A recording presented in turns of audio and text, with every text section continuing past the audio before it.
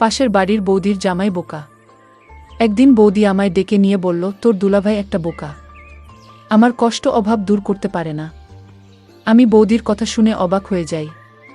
একদিন বৌদি আমার সাথে যা করেছিল তা শুনলে তোমাদের চোখ কপালে উঠে যাবে।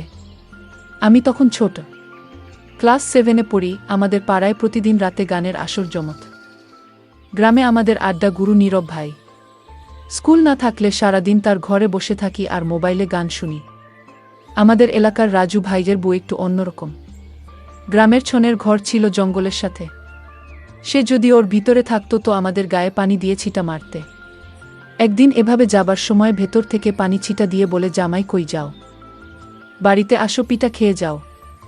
আমি আসলে এসবের কিছুই তেমন বুঝি না। আমি ভাবিকে বললাম, কি পিতা? আরে ভেতরে আসি না। আমি বোকার মতো ভেতরে যেতে চাইলে ভাবিকে দেখে আমি চমকে উঠি। ভাবি খিলখিল করে হাসতে থাকে আর আমায় বলল, শরম পাইছ? জঙ্গলের ভেতর ক্রিকেট বল খুঁজতে থাকি। নীরব ভাই ক্রিকেটের বল এত জোরে মারছে এই জঙ্গলে আইসা পড়ছে। আর আমি ছোট হওয়াতে ওরা সবাই সবসময় আমার এই পাঠায় জঙ্গলের ভেতর ক্রিকেট বল আনতে। কোনোমতেই এদিন আর বল খুঁজে পাই না।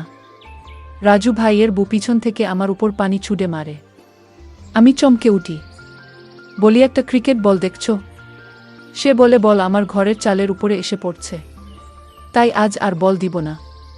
আমি বললাম, ভাবি, আমার আর এখানে বল ফেলব না, আজকের মতো বলটা দিয়ে দাও। ভাবি বলল, ঠিক আছে, বলটা ফেরত দিব, তবে একটা শর্ত আছে। যদি তুই আমার শর্ত রাখিস তাহলে বল দিতে পারি। আমি ভাবিকে বললাম, ভাবি, আমি ছোট মানুষ, আমি কি তোমার দেওয়া শর্ত পালন করতে পারবো? ভাবি বল, পারবি, না পারলে আমি তোকে শিখিয়ে দিব। আমি ভাবিকে জিজ্ঞেস করলাম, ভাবি কি শর্ত বল? এবার ভাবি বলল, এখন বলতে পারবো না, তুই বরং সন্ধ্যার পর আমাদের বাড়িতে আসিস, তখন শর্তটা বলবো। আর এখন নে, বলটা নিয়ে যা। আমি ভাবতে লাগলাম, ভাবি শর্তটা তো এখনই বলতে পারত, কিন্তু সন্ধ্যার পর বল কেন? ভাবির কথা শুনে আমি কিছুটা ভয় পেলাম। কি জানি বলে বসে তার কোনো হিসাব আছে? আমি ক্লাস 7-এ পড়লে কি হবে? আমার গঠন গাঠন একটু বড়। অনেকে বিশ্বাসই করতে চায় না আমি ক্লাস 7-এ পড়ি। আমার 5 ফুট 5 ইঞ্চি উচ্চতা। পরের দিন আমি ভাবির কথন্ত সন্ধ্যার সময় তাদের বাড়িতে গেলাম। বাড়িটা একদম নীরব বাড়ি। আমি ভাবিকে বললাম, ভাবি, তুমি আমায় কিসের শর্ত দিবে বলেছিলে? আমি আজ তো আসলাম সেই শর্তটা শুনতে।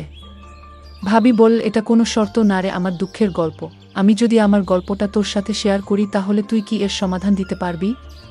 আমি বললাম, ভাবি, আমি মানুষটা ছোট হতে পারি, কিন্তু আমার বিষয়ে তুমি জানো না, আমি ছোট হলেও কোনো কাজে এ পর্যন্ত ব্যর্থ হয়নি।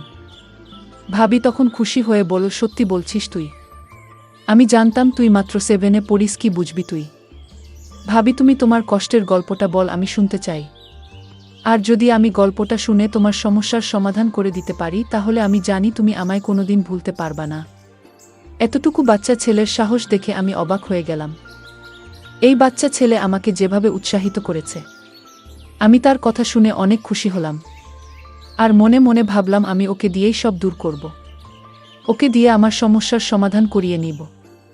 আমি ভাবিকে বললাম, ভাবি, তুমি কি ভাবছো এমন করে? তোমার কষ্টের গল্পটা বলো, আমি শুনি। ভাবি তখন বলল, ঠিক আছে, তাহলে শোন। তোর দুলাভাই একটা বোকা, আমার কোনো কথা সে রাখে না, সে আমার সাথে পারে না। প্রতিদিন রাতে ঘরে এসে ভাত খেয়ে মরার মতো ঘুমিয়ে পড়ে। আমার কোনো আবদার তোর দুলাভাই রাখে না এবং পূরণ করতে পারে না। সে সব সময় আমার কাছ থেকে দূরে থাকে। আমি মানুষের সাথে আমার জীবনটা কাটানো খুব কষ্টের। তোর দুলাভাই সবসময় প্রতিদিন বলে আমার শরীরটা আজ ভালো না। আচ্ছা তুই বলতো, এভাবে কি আর সংসার চলে?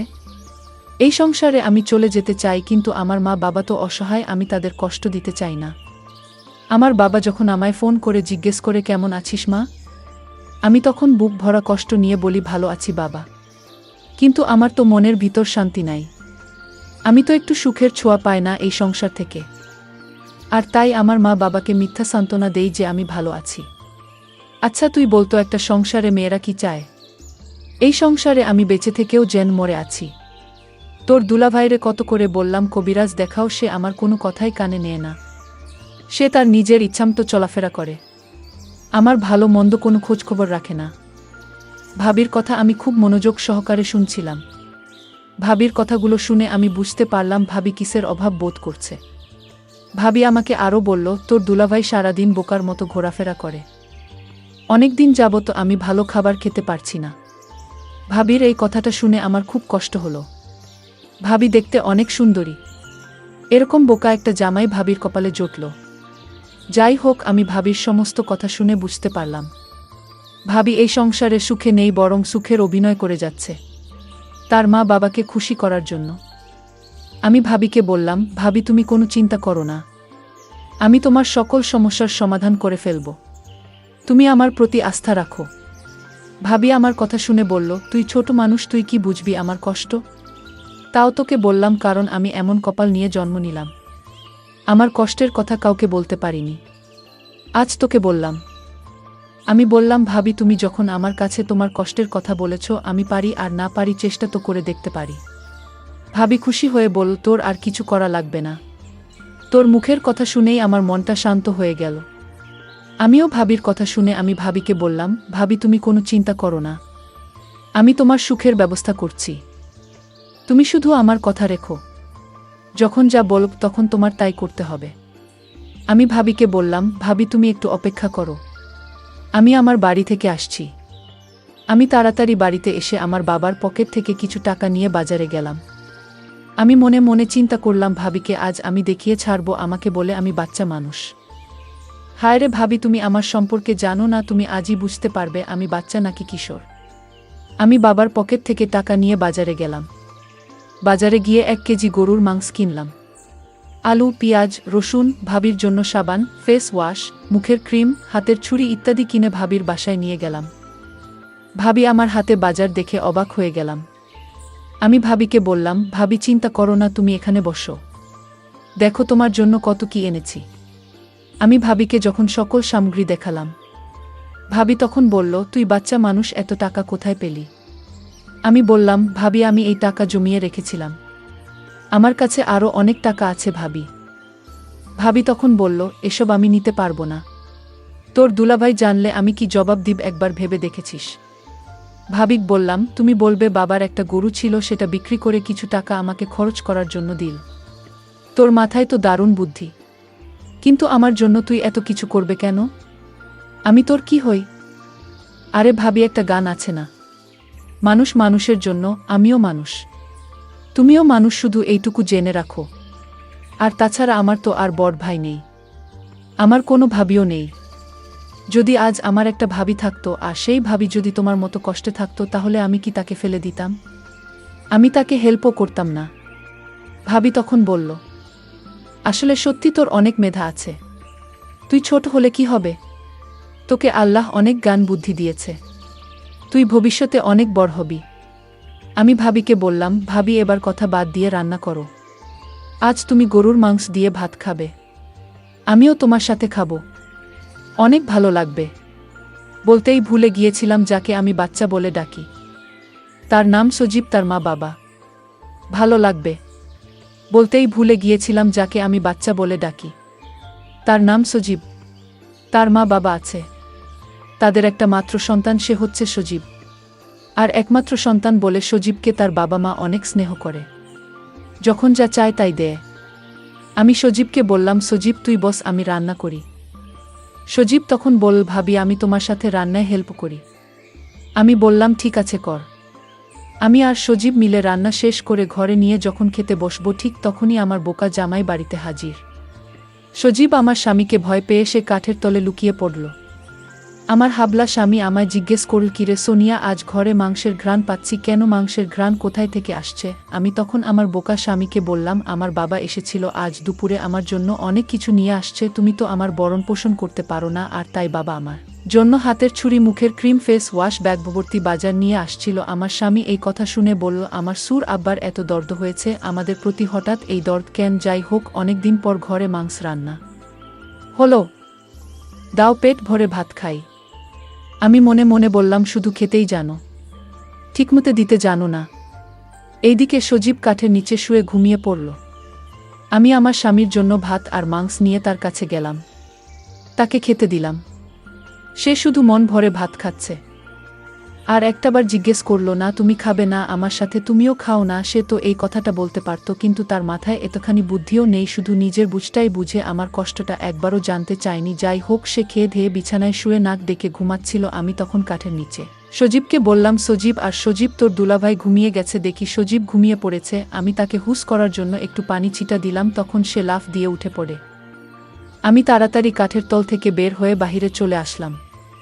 আর ভাবিকে বললাম, ভাবি আমি আজ চলে যাই, বাবা মা আমার জন্য চিন্তা করছে, কাল আসব। আর ভাবি তুমি আমায় একটা কথা দাও। কি কথা? তুমি রাতে পেট ভরে মাংস দিয়ে ভাত খেও। আমার কথা না রাখলে আমি আর কোনোদিন তোমার বাড়িতে আসব না। ঠিক আছে, আমি সত্যি খেয়ে নিব। এখন তুই বাড়িতে যা। আমি বাড়িতে চলে আসলাম। রাতে শুয়ে শুয়ে শুধু ভাবির কথা চিন্তা করতে লাগলাম। আমার সারারাত অস্থির অস্থির লাগছিল। আমি কিছুতেই এই রাতটা ঘুমাতে পারলাম না। আমি সিদ্ধান্ত নিলাম যে করে হোক ভাবির সমস্ত কষ্ট দূর করতে হবে।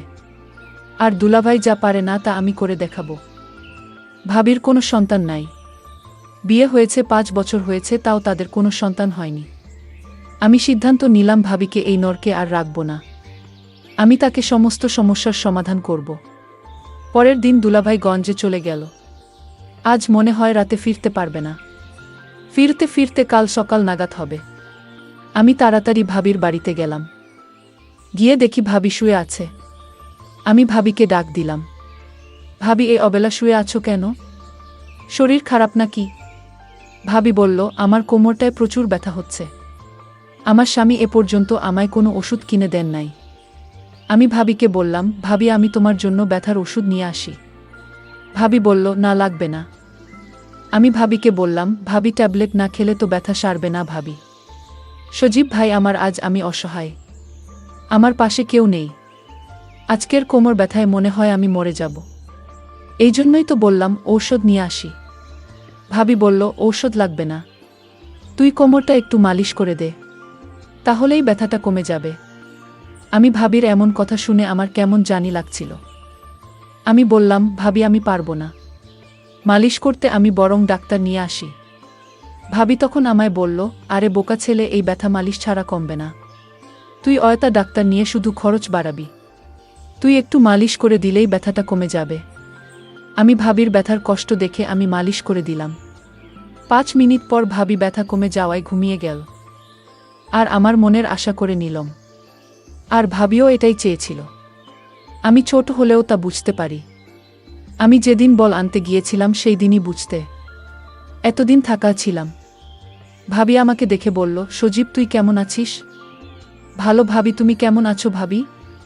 আমি ভাবির মুখে হাসি দেখতে পেলাম। আমি কোনোদিন ভাবিকে এমনভাবে হাসতে দেখিনি।